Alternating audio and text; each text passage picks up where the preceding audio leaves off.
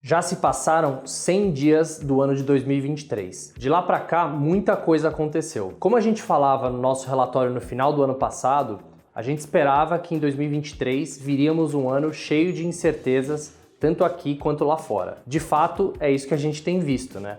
Porque nos Estados Unidos vimos uma crise bancária ao longo do mês de março, ainda uma discussão grande em relação à inflação no mundo e até que nível os bancos centrais terão que subir as taxas de juros no mundo. Aqui no Brasil, discussões em relação à política fiscal e macroeconômica futura e quando o Banco Central conseguirá passar a cortar as taxas de juros. Nesses 100 primeiros dias, muita coisa mudou no mundo, mas uma coisa ainda continua igual, que são as oportunidades que aparecem justamente nesses momentos de incerteza. Nesse relatório, a gente traz a visão dos nossos especialistas sobre diferentes classes de ativos e como se posicionar para navegar nesses mares incertos no mundo em 2023.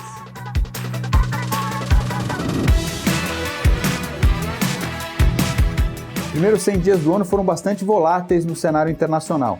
As taxas de juros reagiram muito à perspectiva de inflação nos Estados Unidos, mas também à crise bancária que aconteceu em algumas partes do país e também na Europa. Essa crise foi diminuindo ao longo do tempo e agora a sensação é que a inflação vai desacelerar junto com a economia e em algum momento o Banco Central dos Estados Unidos e da Europa para de subir juros e começa a sinalizar redução das taxas. Isso deixa o cenário mais claro para o segundo semestre. Também é importante, a China vem se recuperando bem depois do fim das políticas anti-Covid. A retomada da China é importante para manter commodities em patamar elevado, preços de matérias-primas, o que é bom para o Brasil porque o Brasil exporta esses produtos. Aqui no Brasil, o grande debate foi entre a política monetária, ou seja, o Banco Central e as taxas de juros, e o resto do governo que pressionava por redução dos juros para a retomada da economia. O Banco Central vem sinalizando que vai esperar a inflação cair para que isso aconteça. Um capítulo importante nesse cenário é o lançamento do arcabouço fiscal, que dá mais clareza de como vão evoluir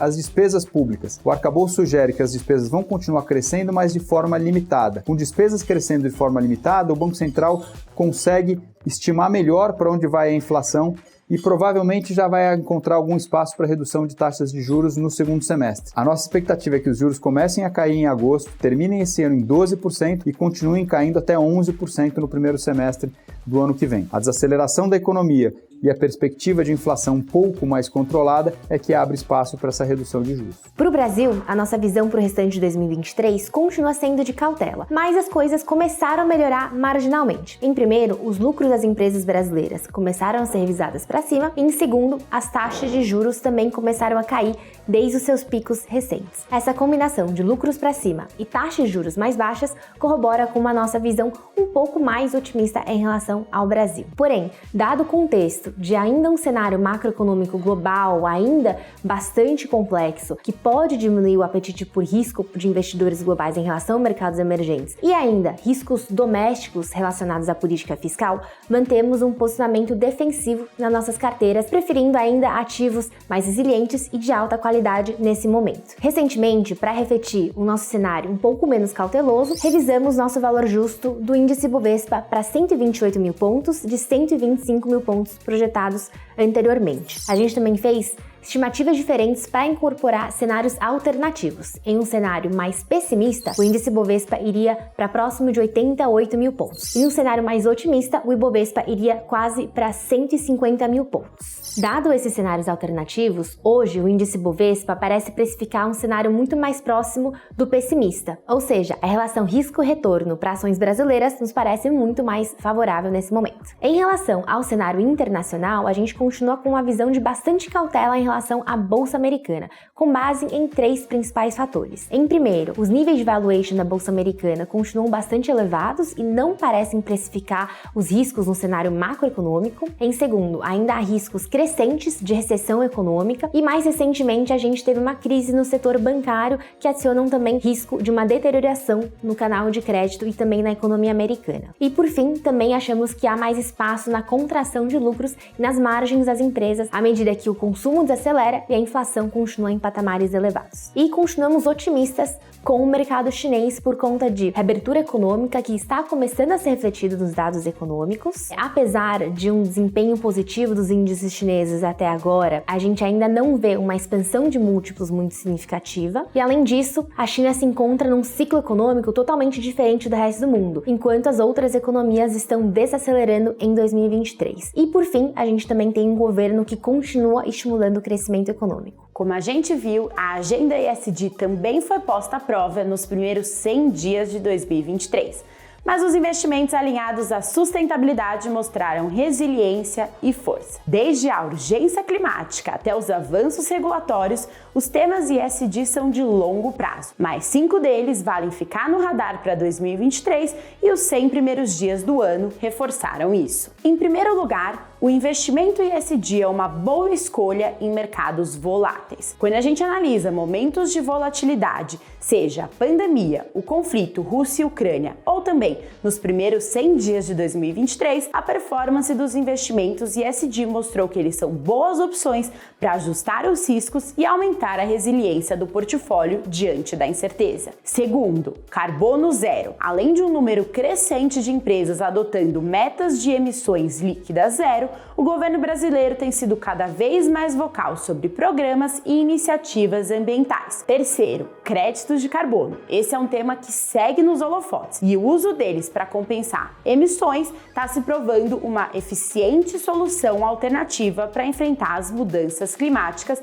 e avançar no combate ao aquecimento global. Quarto, transição energética. Ela está acelerando aqui no Brasil e o país apresenta sólidas vantagens competitivas, levando o Brasil a desempenhar um papel chave na agenda de energia verde. E quinto, regulamentações para aumentar a transparência. Existe um foco crescente em como quantificar o impacto e medir o resultado das políticas ESG, com os investidores cada vez mais interessados em integrar essas métricas no seu processo de decisão e alocação de recurso. Como destacado pelo nosso time de economia, a inflação que vinha desacelerando parece estar em patamar ainda elevado. No entanto, a desaceleração do mercado de crédito sugere que o afrouxamento na política monetária deve acontecer antes do previsto. Este cenário tende a permanecer ainda como mais favorável para os fundos imobiliários de papel e fiagros que são indexados ao CDI e ao IPCA. Os fundos de tijolos que investem em imóveis físicos passam a projetar uma expectativa de retomada,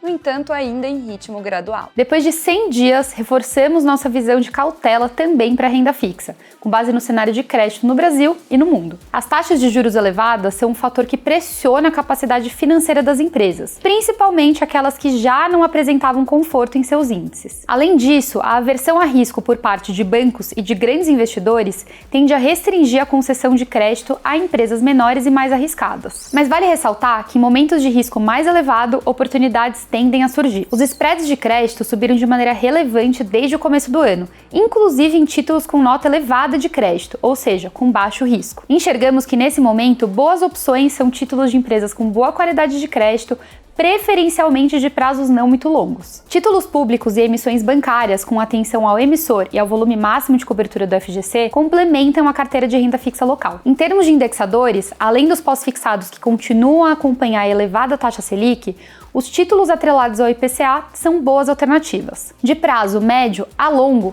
oferecem proteção contra a inflação nos próximos anos, que deve continuar alta acima da meta do Banco Central. E para que essa proteção se concretize, é preciso manter o ativo até a data de vencimento. E por fim, a renda fixa internacional se apresenta como uma opção de diversificação. Com o aumento recente de juros pelo Fed, os títulos públicos soberanos dos Estados Unidos, as Treasuries, pagam taxas em torno de 4 a 5% ao ano, dependendo do prazo. Ou seja, é possível investir nos ativos conhecidos como livres de risco ou risk-free, recebendo rentabilidades consideravelmente elevadas. No caso dos ativos corporativos emitidos nos Estados Unidos, os bonds, os prêmios de risco se encontram em níveis elevados, principalmente para títulos de risco mais alto. Mas assim como no Brasil, aconselhamos buscar emissores com boa qualidade de crédito. Vale lembrar que esses títulos de renda fixa internacional são denominados em dólares e, a depender da variação da moeda em relação ao real, pode haver perdas ou ganhos adicionais em relação ao esperado. mercado. Por outro lado, podem ser vistos como uma proteção da carteira de investimentos devido à força da moeda frente ao real. Assim, apesar dos desafios, continuamos a enxergar diversas oportunidades, tanto no Brasil quanto fora, neste que é o ano da renda fixa. Dado todo esse contexto macroeconômico local e global, a principal mudança entre dezembro de 22 e março de 2023, nas perspectivas de alocação por classe de ativo, foi o rebaixamento da renda variável Brasil de positiva para neutra. Isso indica que ficamos mais reticentes, ao menos nos próximos meses, em indicar uma superalocação em ações e fundos de ações brasileiras. Como reflexo disso, ao longo do primeiro trimestre, houve uma redução da ordem de 15% a 20% no percentual de alocação sugerida para essa classe. No geral, com essa redução, os percentuais sugeridos em renda fixa ficaram maiores para os próximos meses, com predileção ainda pelo pós-fixado e inflação. Ao longo dos próximos meses de 2023, seguiremos aumentando gradativamente a parcela de exposição internacional, com predileção em ativos dolarizados, ou seja, sem hedge cambial. Entretanto, serão movimentos estratégicos e pontuais, avaliando detalhadamente quais instrumentos utilizaremos, uma vez que o cenário global também passa por desafios que podem se intensificar nos meses à frente. Nesse momento, a renda fixa global tem preferência em relação à renda variável, tomando cuidado para não incorrer em riscos muito grandes nos prazos e evitando excessos no que chamamos de ativos high yield. Caso haja espaço para redução de juros no Brasil, podemos voltar a tomar mais risco na parcela de ativos locais, tanto via renda fixa IPCA+, quanto pré-fixada, ou até mesmo em renda variável. Caso contrário, nos manteremos mais defensivos para atravessar um ano que pode ser turbulento de ponta a ponta, tanto aqui quanto lá fora.